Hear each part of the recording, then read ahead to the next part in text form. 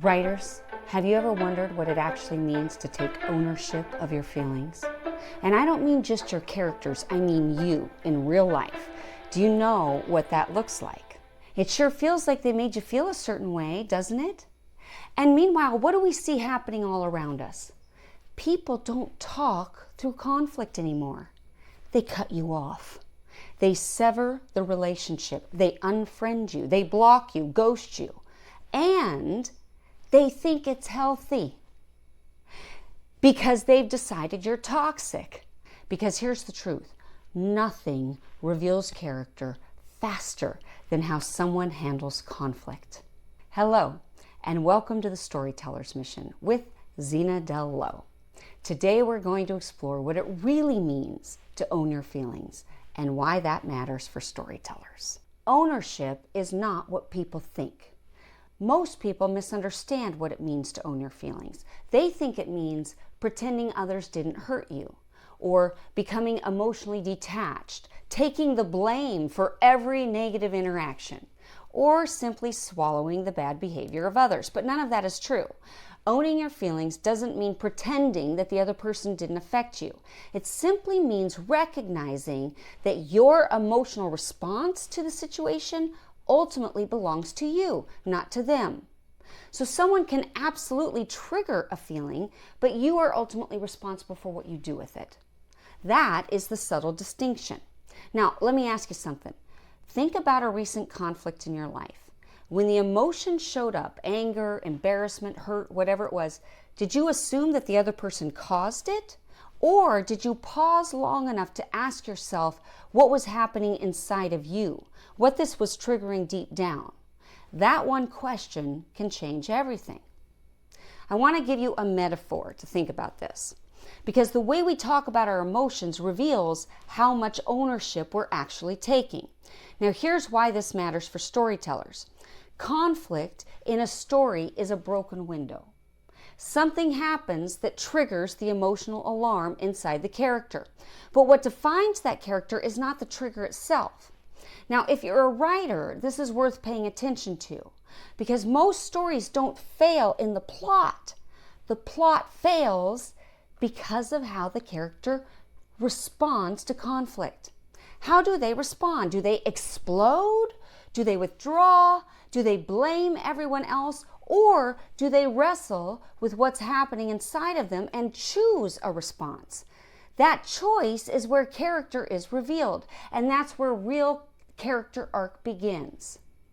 So let me give you a small example of how this works. When I was growing up, my stepfather had what he called Ralph Wright's rules for fighting fair. It included things like no name calling, no threatening abandonment, and fighting about what you're actually fighting about.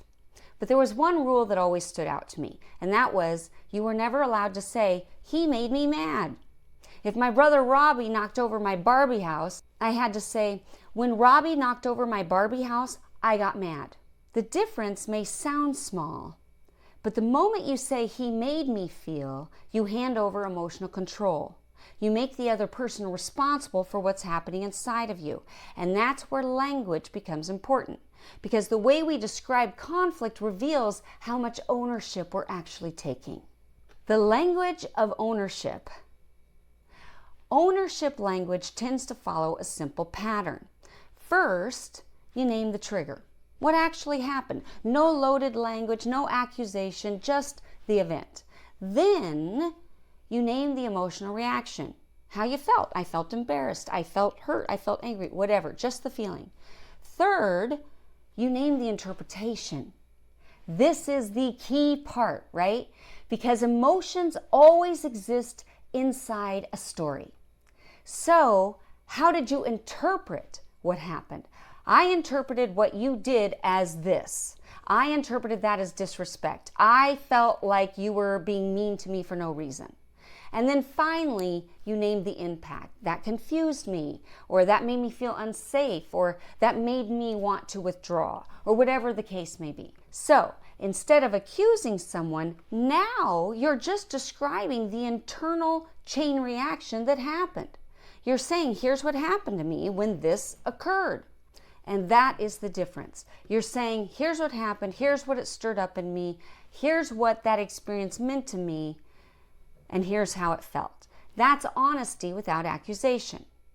Now again, let's bridge this to storytelling, because it becomes incredibly useful for writers. Because if you listen carefully, you'll notice something. There is a 4-step pattern here, and it's exactly how characters experience conflict internally in story. First there's the trigger, then there's the emotion, then there's the interpretation, then there's the impact. And if you understand that process in real life, you can write far more believable emotional reactions on the page. It'll add credibility to your story. Context is not justification, by the way. This is where things get messy. Sometimes people accuse you of trying to justify yourself when what you're really trying to do is just offer context for what happened. But context and justification are not the same thing. Justification says my actions were okay because of X, Y, and Z. Context says my actions were not okay, and here's what was happening inside of me when this happened. Now, a lot of people have experienced manipulative justifications. So now they assume that any person who offers an explanation is manipulating them. But an explanation with ownership is not manipulation. It's clarity. For example, someone might say, yes, you're right, I did lash out. I think part of why I did that was because you were late to our lunch and I started feeling like my time didn't matter to you. But it was wrong for me to lash out at you like that, and I'm sorry, I shouldn't have done that. So that's not an excuse, that's an explanation that gives context, but it still takes ownership. Unfortunately, sometimes people don't actually want context. They just want submission. They don't want to understand what happened inside of you or why you might have felt that way. They just want you to collapse into shame. There's this strange cultural expectation that the only acceptable apology sounds something like, you're right, I'm a piece of garbage, I'm a terrible person. But true humility is not self-hatred. And people who genuinely care about us shouldn't want us to hate ourselves. When we admit wrongdoing and ask for forgiveness, we're exhibiting repentant behavior. Repentance doesn't require character assassination. It requires a change of heart. Confession is meant to bring restoration, not humiliation.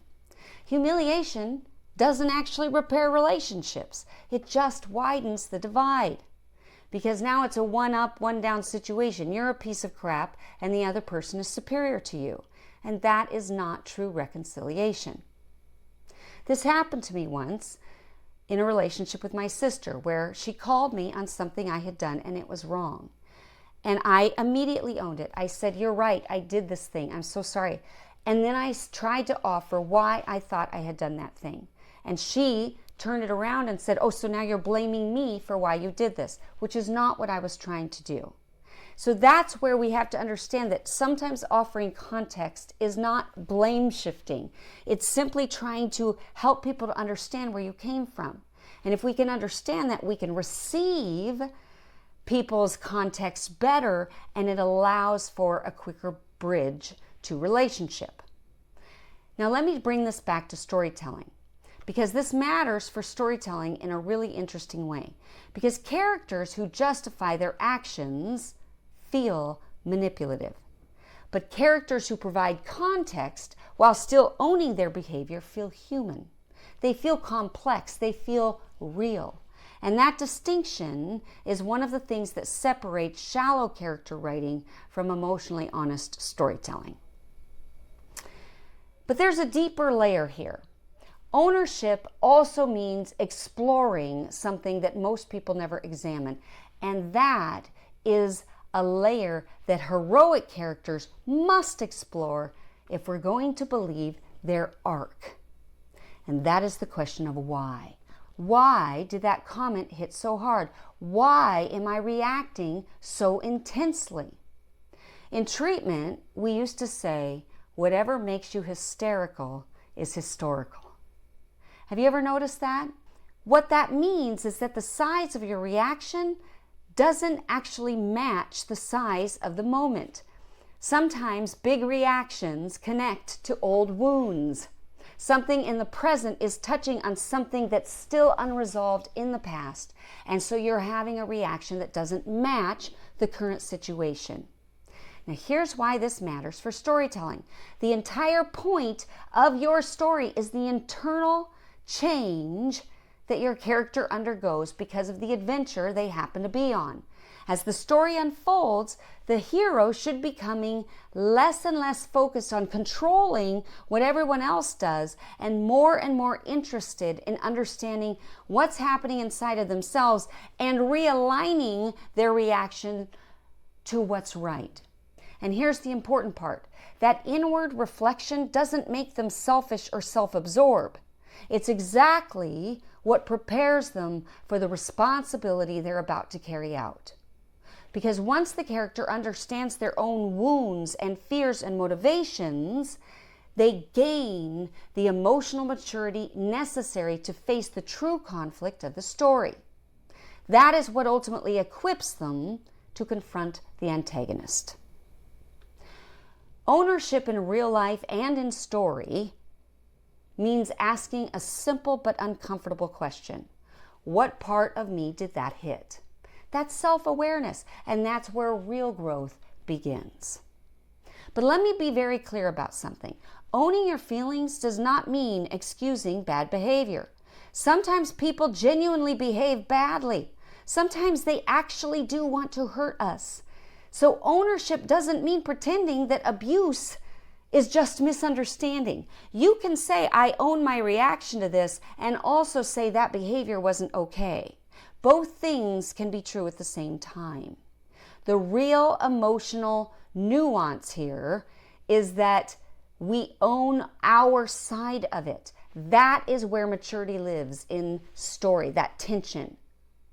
Not just in story, but in real life. Now, this brings up another interesting thing, which is how to receive an apology. It's something that rarely gets talked about in story or in life. And the question of how a character handles an apology is important. Not how they give one, although that matters too, but how they actually receive one, because it reveals so much about who they are.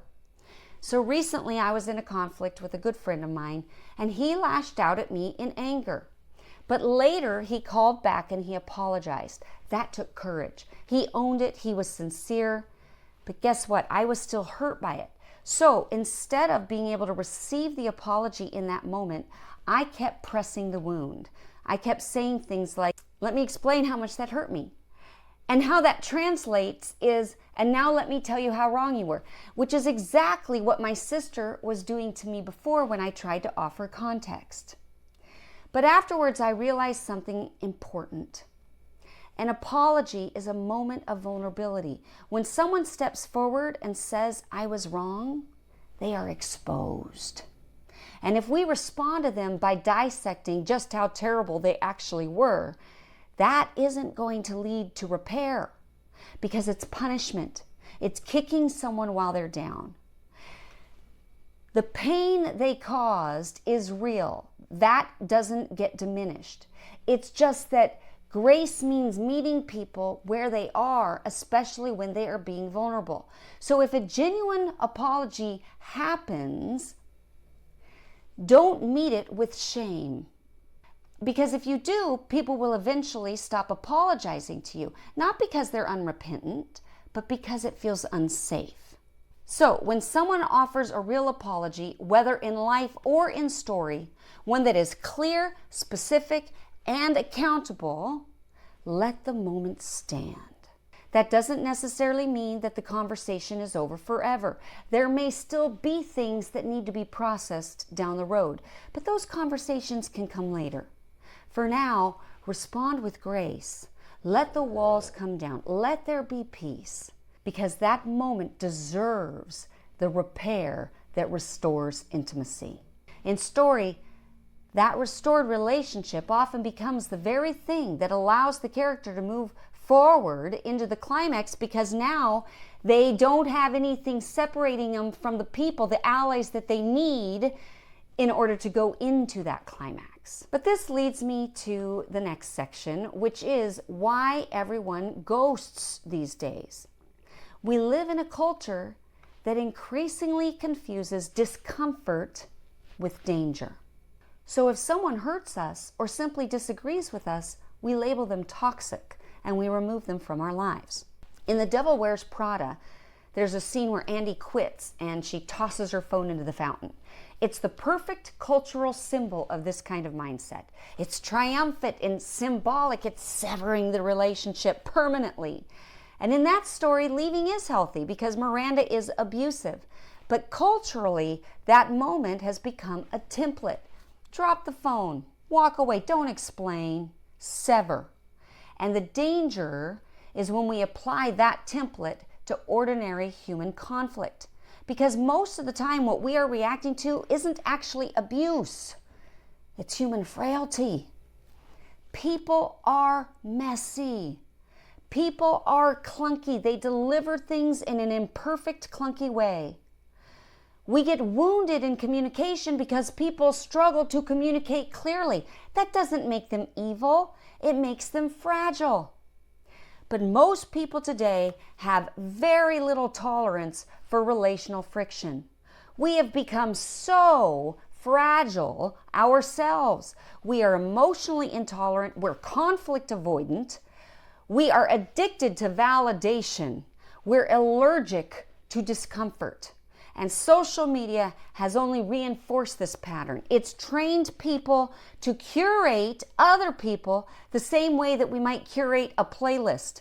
And if someone bothers us, skip, delete, block, end relationship. What a shame. But meaningful connection isn't supposed to work that way. Meaningful connection actually requires conflict. In fact, conflict is one of the essential ingredients of deeper intimacy. A friend of mine used to say, conflict plus resolution equals intimacy. And it is so true. Elizabeth and Darcy are a perfect illustration of this idea. In Pride and Prejudice, Elizabeth doesn't ghost Darcy, she confronts him. She names his pride. She names the wound. And guess what? Darcy doesn't see that as toxic. He doesn't disappear. He reflects. He considers. He changes as a result. And guess what? The relationship deepens. That is what happens when conflict leads to resolution. When two people stay in the room and wrestle honestly and don't just walk out and end relationship. When two people struggle to understand rather than win or defeat the other person, that is where intimacy is built. Conflict reveals character. It exposes wounds. It tests values. It forces growth. Without conflict, relationships remain shallow. So real connection, and everybody really wants real connection. Real connection, true intimacy requires learning how to fight, but to fight fair. Now, why does this matter for story? Let's bring it back to storytelling, because writers need to pay close attention to this. The purpose of story is not just to reveal character, it's to change that character for better or for worse over the course of the story. And nothing drives that change more powerfully than conflict. So let me ask you something. When your characters encounter conflict, what do? Do they explode, withdraw, manipulate, ghost? Do they over-own? Or do they stay in the tension long enough to grow? Do they seek to understand where the other person is coming from? Because the way a character handles conflict tells us who they are, deep down in their core. And character arc, at its core, is this. It's about a character learning how to face conflict without destroying themselves or everyone else around them. Taking it one step further, it means taking the lessons learned through that conflict and applying them to the character's deeper calling. So if you take nothing else away from this episode today, Remember this: growth does not happen in the absence of conflict. It happens through it. Conflict is not the enemy of intimacy. Avoidance is. In fact, conflict is the key to intimacy. So if we run from tension, we are going to stay stuck, both personally and our characters. But if we're willing to stay in the room, to listen, to seek to understand, to examine what's really happening inside of us, and to wrestle honestly with the people around us, that is where real transformation begins. Not just in life, but in story. Because the characters we remember most are not the ones who escape conflict. They're the ones who face it and change because of it. In so doing, they finally become the person that can step into the heroic character they were always meant to be, and they can finally face the battle that they have to face at the end. So maybe the strongest person in the room isn't the one who storms out. Maybe it's the one who stays. If today's episode has resonated with you, please take a moment to like and subscribe and comment in the notes below. Share it with a friend. Thank you for listening to The Storyteller's Mission with Zena Del Lowe. May you go forth inspired to change the world for the better through story.